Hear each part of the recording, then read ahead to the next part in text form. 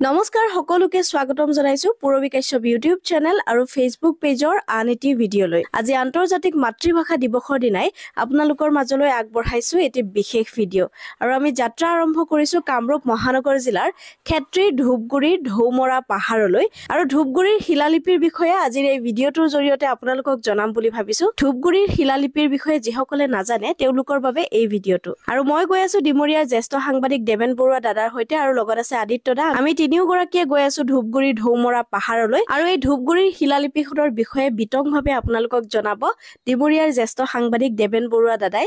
ভিডিঅ'টো শেষলৈকে চাই থাকিব, বহুখিনি কথা এই ভিডিঅ'টোৰ জৰিয়তে আপোনালোকেও জানিবলৈ পাৰিব।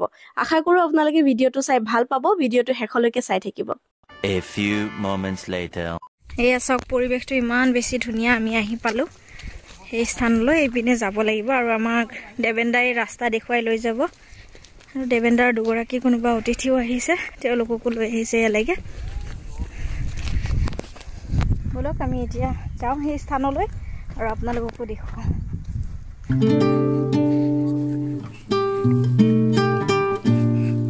বলক আপোনালোকক প্ৰথমতে ধূপগুৰিৰ সেই শিলালিপিলৈ লৈ যাওঁ। এইপিনে পাহাৰেৰে উঠি যাব লাগিব। এই দেবেন্দাহঁতে আগত গৈ আছে। এইপিনে চব প্ৰকাণ্ড প্ৰকাণ্ড শিল আছে। ৰ'দো দি আছে আজি পুৰা। আহক আদিত্যদা। আৰু দেবেন্দাহঁতে আগবাঢ়ি গৈছে আৰু আমি এতিয়া এনেদৰে ঘন অৰণ্যৰ মাজেৰে আগবাঢ়ি যাব লাগিব সেই স্থানলৈ, ধূপগুৰিৰ শিলালিপিলৈ। এনেদৰে এতিয়া ঘন অৰণ্যৰ মাজে মাজে পাহাৰৰ ওপৰৰ ফালে অকমান উঠি গৈ আছো। ভাগৰো লাগিছে আৰু ৰ'দো দি আছিলে আমি যিদিনা গৈছিলো সেইদিনা। আৰু আদিত্যদাক অকমান মোবাইলটো ধৰি দিব দিছো আৰু আপোনালোকক দেখুৱাবলৈ চেষ্টা কৰিছো। ইমান বেছি ঘন অৰণ্য, হাবি জংঘলেৰে ভৰি পৰিছে আৰু এই ঠাইখিনিত আমি এই দুপৰীয়াখন আহিছো আৰু আপোনালোকক দেখুৱাবৰ বাবে। বেছি দূৰ নহয় বাৰু, আৰু অকমান গ'লে আমি পাম সেই স্থান ধূপগুৰিৰ শিলালিপি। আপোনালোকক দেখুৱাম, ভিডিঅ'টো চাই থাকক শেষলৈকে।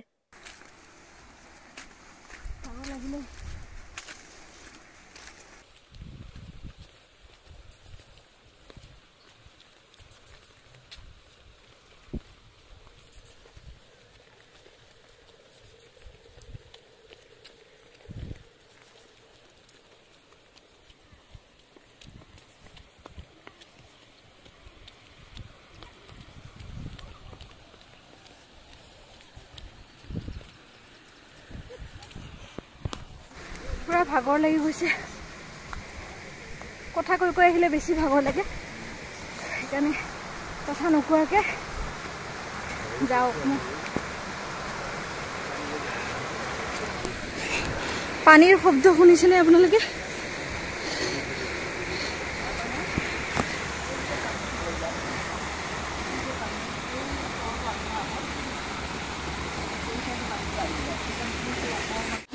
স্পষ্ট হৈ উঠে। পানী দি দিছে যাতে আখৰখিনি স্পষ্ট হৈ উঠে, যাতে শিলালিপিখন।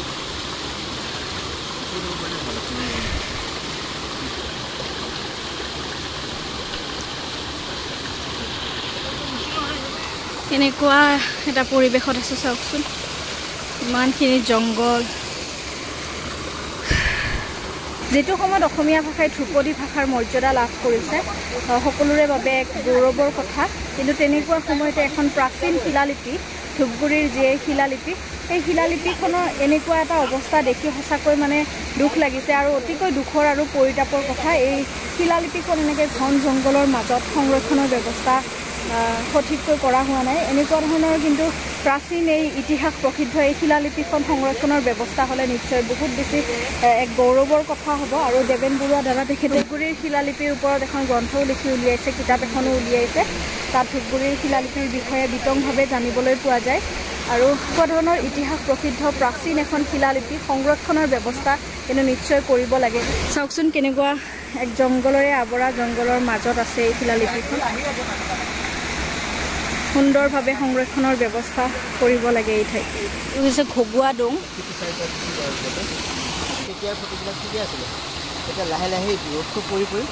আৰু এতিয়া ধূপগুৰিৰ এই প্ৰাচীন ঐতিহ্যমণ্ডিত শিলালিপিখনৰ বিষয়ে বিতংভাৱে আপোনালোকক জনাব ডিমৰীয়াৰ জ্যেষ্ঠ সাংবাদিক দেবেন বৰুৱা দাদাই। এই ধূপগুৰিৰ ঢৌমৰা পাহাৰৰ পাৰত দেখুৱাই এই ঘগুৱা দঙৰ যে জুৰি, এই জুৰিৰ পাৰত যিটো শিলা লিপি শিলালেখ আছে। এই শিলালেখখন আমি শিশুকালতে দেখিছিলোঁ যদিও আমাৰ অজ্ঞাতৰ কাৰণতে হওক বা অন্যান্য কাৰণতে ই ৰাইজৰ মাজলৈ অহা নাছিল। পৰৱৰ্তী সময়ত 2012 চনত এই শিলালিপিখন আমি ৰাজহুৱাভাৱে উদ্ধাৰ কৰাৰ পিছত বহুবিলাক লোকে ক'লে যে ইয়াত কিবা লিখা আছে, আৰু সেয়া আমি জনা নাছিলোঁ কি লিখা আছে বা অন্যান্য। তাৰ পৰৱৰ্তী সময়ত আমি তেজপুৰলৈ গ'লোঁ, এগৰাকী বিশেষজ্ঞ ডক্টৰ সতীশ চন্দ্ৰ ভট্টাচাৰ্য, তেখেতক ইয়াৰ শিলালিপিৰ আখৰৰ নমুনাবোৰ দেখুওৱা হ'ল। দেখুওৱাৰ পিছত তেওঁ ক'লে যে আমি নিজে যাই এই শিলালিপিখন অধ্যয়ন কৰিম, আৰু পৰৱৰ্তী সময়ত তেওঁ আহি ইয়াক উমাচল শিলালিপিৰ সমসাময়িক 5ম শতিকাৰ শিলালিপি বুলি তেওঁ উল্লেখ কৰি থৈ গ'ল। ইয়াৰ বহু বছৰৰ পিছত আমি আৰ্কলজি বিভাগৰ লগত যোগাযোগ কৰিলোঁ, তেওঁলোকে আহি ইয়াক জোখমাখ ল'লে বা অন্যান্য দিশবিলাক চালে, কিন্তু আজিলৈ ইয়াৰ একো নহ'ল। ইয়াৰ পৰৱৰ্তী সময়ত লিপি বিশেষজ্ঞ ভাস্কৰ বৰদলৈ আৰু আমাৰ জ্যেষ্ঠ ভাতৃ সদৃশ সাংবাদিক পুলিন কলিতা এনেধৰণৰ ব্যক্তিবিলাকে আহি আমি ইয়াক পুনৰবাৰ নিৰীক্ষণ কৰিলোঁ, আৰু লিপি বিশেষজ্ঞ ভাস্কৰ বৰদলৈ ইয়াক পুংখানুপুংখভাৱে অধ্যয়ন কৰিলে, আৰু অধ্যয়ন কৰি তেওঁ ইয়াৰ কেইবাটাও আখৰ চিনাক্ত কৰিলে, যি আখৰকেইটাই অসমৰ ইতিহাস সলাই দিব পৰা বিধৰ।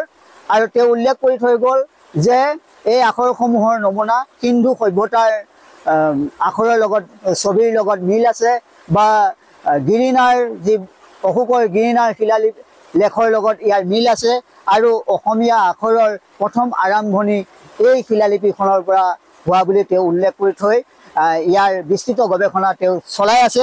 আমি আশা ৰাখিম তেওঁৰ গৱেষণাই নিশ্চয়কৈ অসমৰ যি লিপিৰ ইতিহাস, এই লিপিৰ ইতিহাসত এক নতুন অধ্যায়ৰ সূচনা কৰিব, আৰু তেখেতে বিভিন্ন বিদ্যালয় মহাবিদ্যালয় বা অন্যান্য স্থানত এই শিলালিপি সম্পৰ্কত বিভিন্ন বক্তব্য তত্ত্বগধুৰ বক্তব্য প্ৰদান কৰি আহিছে, আৰু আমি সুখী হৈছোঁ তেখেতৰ কাম কাজত।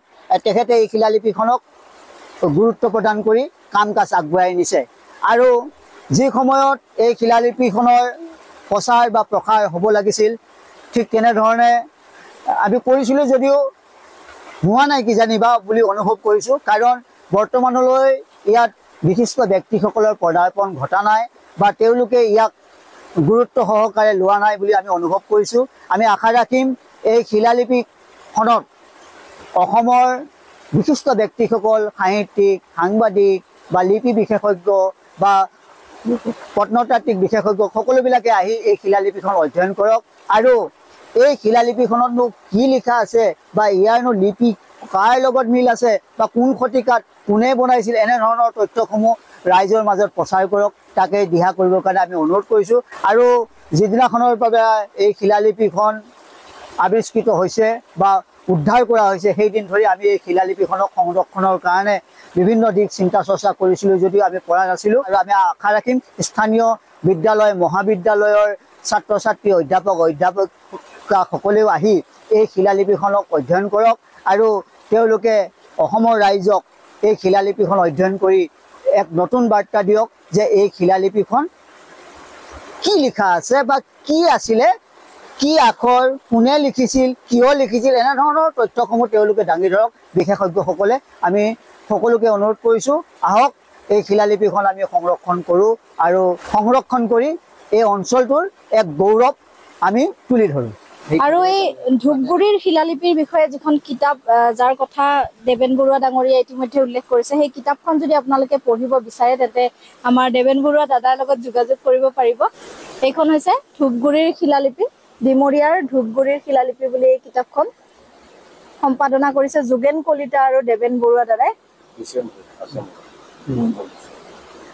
এই কিতাপখন পঢ়িলে আচলতে বিতংভাৱে গম পোৱা যাব, জানিব পৰা যাব এই ধূপগুৰিৰ শিলালিপিখনৰ কথা, এই প্ৰাচীন যিখন শিলালিপি। আৰু সঁচাকৈ আচলতে এক জংঘলেৰে আৱৰি আছে।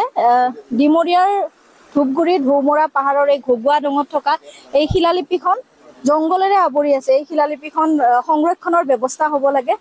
সংৰক্ষণৰ ব্যৱস্থা হোৱাৰ পিছত এক পৰ্যটনস্থলীলৈ ৰূপান্তৰিত হ'ব, সকলোৱে জানিব পাৰিব, উঠি অহা নৱপ্ৰজন্মই, আমি সকলোৱে এই বিষয়ে অধিক আমি জানিবলৈ পাৰিম।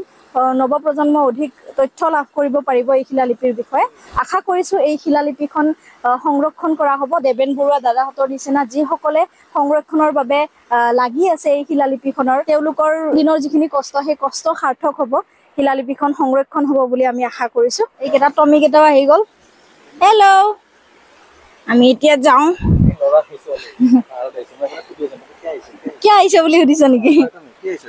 পাহাৰত কিয় আহিছা বাবু? মাইনা মাইনা কি আহিছে বাবু? বোলা। আৰু খুব সুন্দৰভাৱে ডিমৰীয়াৰ জ্যেষ্ঠ সাংবাদিক দেবেন বৰুৱা দাদাই কথাখিনি ক'লে। আপোনালোকক দেবেন বৰুৱা দাদাৰ মুখেৰে ধূপগুৰিৰ শিলালিপিৰ বিষয়ে জনাবলৈ চেষ্টা কৰিলোঁ। আশা কৰোঁ আপোনালোকে ভিডিঅ'টো চাই ভাল পালে। এটাই আশা কৰিছোঁ যাতে ধূপগুৰিৰ এই প্ৰাচীন শিলালিপিখন সংৰক্ষণ হওক, সকলোৱে যাতে এই শিলালিপিখনৰ বিষয়ে জানক, তাৰে কামনা কৰিছোঁ। আৰু আজিৰ ভিডিঅ'টো ধূপগুৰিৰ এই ঢৌমৰা পাহাৰৰ পৰা শেষ কৰিছোঁ। আশা কৰোঁ আপোনালোকে ভিডিঅ'টো চাই ভাল পালে। ভিডিঅ'টো শেষলৈ চোৱাৰ বাবে আপোনালোক সকলোকে ধন্যবাদ জনাইছোঁ। এনেদৰে আপোনালোকক লগ পাই থাকিম নতুন নতুন ভিডিঅ'ৰ সৈতে। আজিলৈ আহিছোঁ। Bye bye, love you all.